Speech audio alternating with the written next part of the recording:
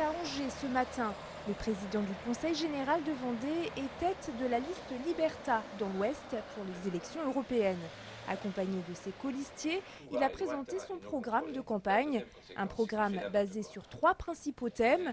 Une Europe sans la Turquie, protectionniste et démocratique.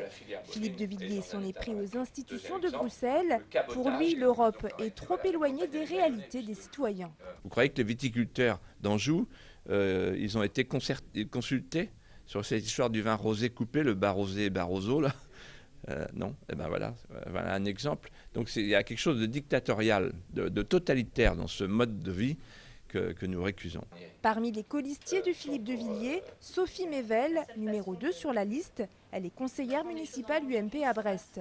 Jean-Louis Bernier, député sortant du parti Chasse, Pêche, Nature et Tradition. Anne Fouquenet, commerçante à Poitiers.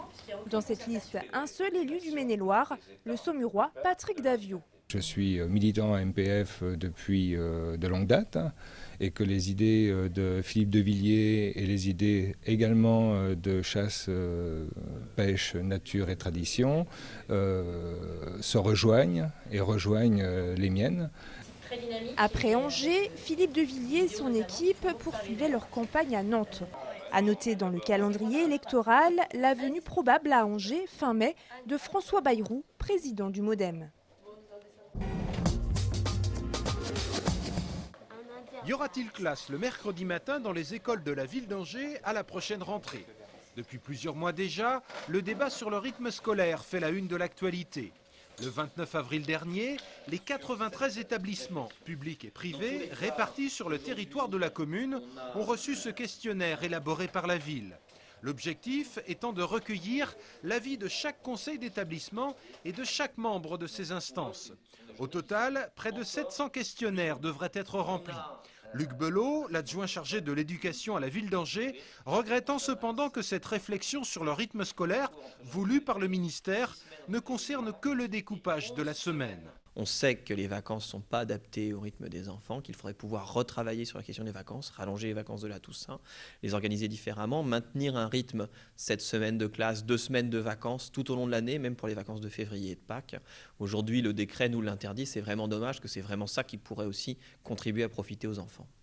Les conseils d'établissement devraient rendre leurs avis dans les jours qui viennent.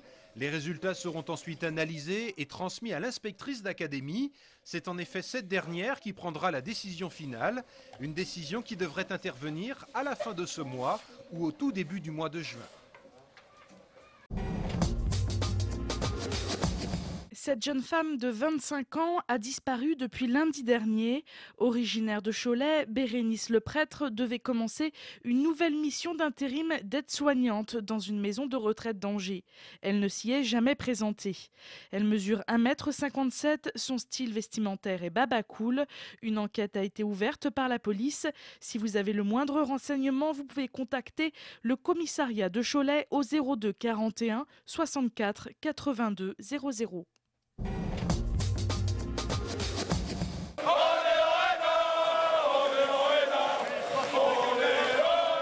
L'Étoile d'Or Saint-Léonard a réussi son pari, accéder à la Nationale 1.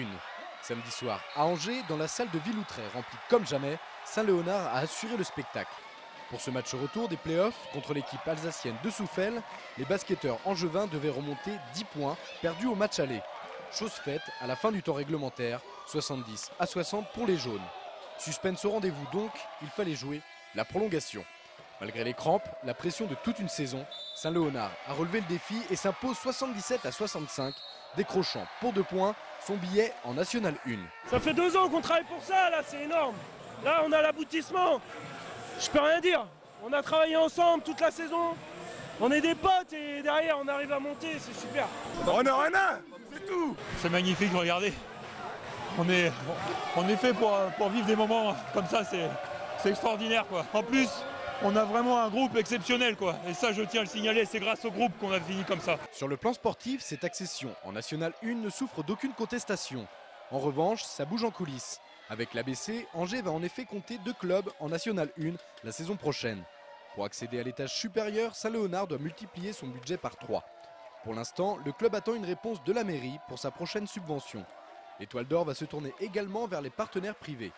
La situation devrait s'éclaircir d'ici le 15 mai, date de l'Assemblée générale de Saint-Léonard. L'idée générale de ça, c'était de rendre les fines herbes beaucoup plus pratiques et rapides à utiliser. Un inventeur angevin primé au concours Lépine à Paris. Nous vous avions parlé d'Éric Nitzel et de son Fresh Mill il y a quelques mois. Le moulin à herbes fraîches qu'il a conçu et développé a reçu samedi dernier l'une des 29 médailles d'or décernées lors du concours Lépine. Cette invention qui permet de stocker les fines herbes au congélateur mais aussi de les hacher est aujourd'hui commercialisée au Canada et dans plusieurs pays d'Europe, mais pas encore en France. Seul moyen pour l'instant de se le procurer, internet sur freshmill.com. La 12e édition de Cinéma d'Afrique s'est achevée dimanche à Angers. Durant 5 jours, les projections et discussions ont offert aux réalisateurs et au public de nombreuses rencontres. Pour moi, le cinéma africain, ça représente beaucoup de choses. C'est déjà un cinéma qui parle de nous, qui parle des Africains, qui parle des Afriques, qui parle de la diversité culturelle. J'ai retrouvé un peu leur façon de diriger les acteurs.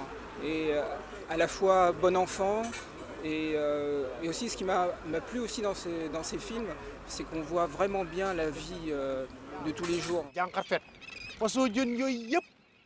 qu'il y a quelques années, les films étaient longs, on ne se sentait pas concerné, etc.